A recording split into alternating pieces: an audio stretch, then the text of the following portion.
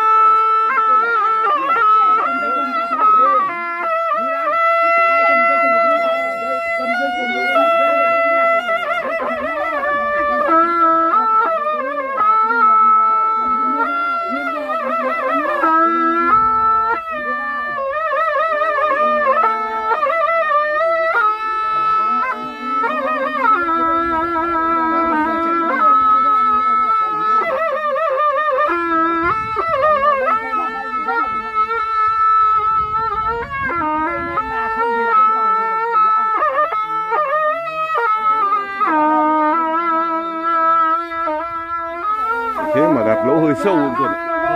Thế mà lỗ hơi sâu đấy. Kể ra bằng bạt như mặt như Xuân này là hợp lý này. Hơi sâu.